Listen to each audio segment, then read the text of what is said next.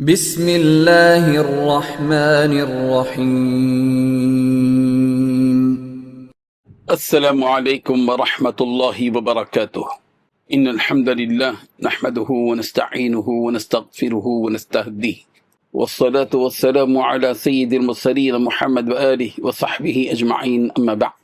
حاضرین و ناظرین، یہ درس قرآن نمبر 441 ہے اور آج سورۃ النساء کی صرف ایک آیت کی تلاوت اور تشریح کی جائے گی، آیت نمبر 127۔ اعوذ باللہ من الشیطان الرجیم، بسم اللہ الرحمن الرحیم۔ وَيَسْتَفْتُونَكَ فِي النِّسَاءِ قُلِ اللَّهُ يُفْتِيكُمْ فِيهِنَّ وَمَا يُتْلَى عَلَيْكُمْ فِي الْكِتَابِ فِي يَتَامَى النِّسَاءِ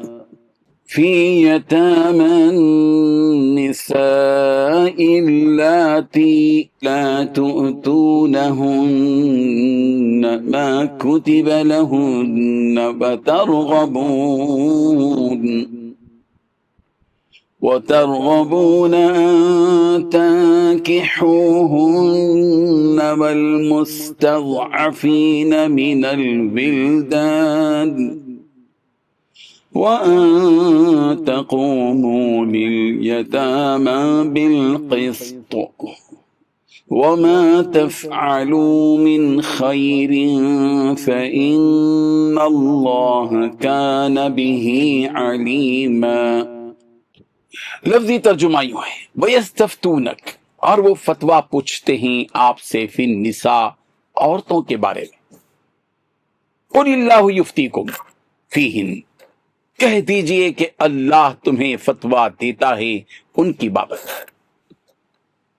وَمَا يُتْلَى، اور وہ بھی جو پڑھا جاتا ہے، علیکم تم پر، فی الکتاب، کتاب میں، فی یتامى النساء، ان یتیم عورتوں کے متعلق، اللاتی، وہ کہ لا تؤتونہن، کہ نہیں دیتے تم انہیں، ما کتب لہن، جو مقرر کیا گیا ہے ان کے لیے، وترغبون، اور تم رغبت کرتے ہو، ان تنکحوہن، یہ کہ تم ان سے نکاح کرو، والمستضعفین، اور کمزوروں کے بارے میں، من الولدان، بچوں سے، وان تقوموا، اور یہ کہ تم قائم رہو، لیلیتامى، یتیموں کے لیے، بالقسط، انصاف پر، وما تفعلوا، اور جو کچھ تم کرو، من خیرن، کوئی اچھا ہی، فإن اللہ كان به علیما، تو تحقیق اللہ ہے اس کو خوب جاننے والا۔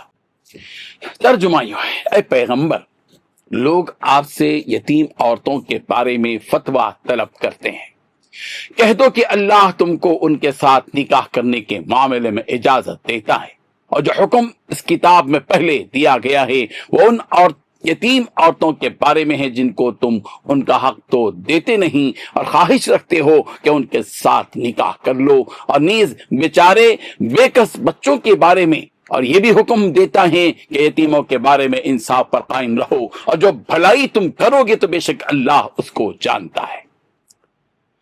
اس آیت میں 5 باتیں بتلائی گئی ہیں۔ پہلی بات، پیغمبر، لوگ آپ سے عورتوں کے بارے میں شریعت کا حکم پوچھتے ہیں۔ دوسری بات، آپ کہہ دیجئے کہ اللہ تم کو ان کے بارے میں حکم بتاتا ہے۔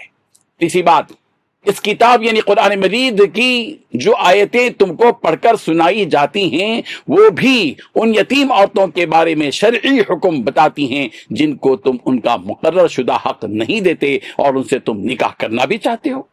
چوتھی بات، کمزور بچوں کے بارے میں بھی کتاب حکم بتاتی ہے اور یہ تاکید کرتی ہے کہ تم یتیموں کے خاطر انصاف قائم کرو۔ پانچویں بات، تم جو بھلائی کا کام کرو گے اللہ تعالیٰ کو اس کا پورا پورا علم ہے۔ بزرگان محترم، زمانہ جاہلیت میں لوگ یتیموں اور عورتوں کو وراثت میں ان کا حصہ نہیں دیا کرتے تھے۔ بعض ظالم ان یتیموں اور عورتوں کے وراثت کے مال کو ناجائز طریقے سے کھا جاتے تھے۔ بعض لوگ ان یتیم بچوں سے نکاح کر کے ان کا مہر ہی ادا نہیں کرتے تھے۔ سورۃ النساء کی ابتدائی آیات میں اس جانب توجہ دلائی گئی اور یتیموں اور عورتوں کی وراثت کا حصہ دینے کی ہدایت دی گئی اور ان کے مہر کی ادائیگی کا بھی حکم دیا گیا۔ ان ہدایات کے بعد بعض لوگوں کو یہ خیال ہوا کہ عورتیں اور بچے فی نفسی میراث کے قابل اور حقدار نہیں ہیں.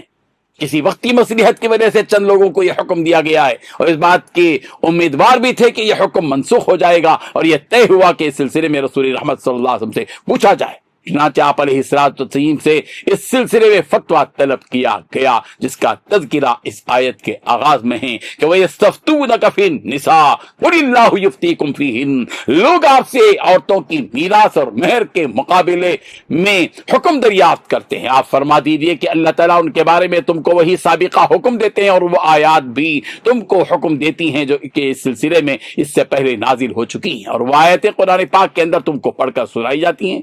جو ان یتیم عورتوں کے صاحب مال اور صاحب جمال ہیں تو ان سے نکاح کرتے ہو، مگر ان کو شریعت کی طرف سے جو وراثت اور مہر کا حکم دیا گیا ہے وہ حق تم نہیں دیتے ہو. اور اگر خوبصورت نہیں ہے اور مال والی ہیں تو تم ان سے خود نکاح کرنے سے رفض کرتے ہو، اور کسی اور سے بھی ان کا نکاح نہیں کرنے دیتے، اس خوف سے کہ یہ مال کہیں اور نہ چلا جائے. اور جو آیتیں کمزور بچوں کے بارے میں ہیں اور جو آیتیں یتیموں کے بارے میں ہیں، یہ بات یاد رکھو کہ ان کے ساتھ انصاف کا معاملہ کرو. ان عورتوں اور یتیموں کے بارے میں جو ہدایت پہلے بیان کی گئی ہے، اب بھی ان کا وہ حکم باقی ہے. تم لوگ ان یتیموں اور عورتوں کے بارے میں جو اچھا کام بھی کرو گے تو اللہ تعالیٰ اس کو بہتر طور پر جاننے والے ہیں. رب ذوالجلال ان آیات کو سمجھنے کی، اس پر عمل کرنے کی توفیق عطا فرمائے. آمین. وآخر دعوانا ان الحمد للہ رب العالمین.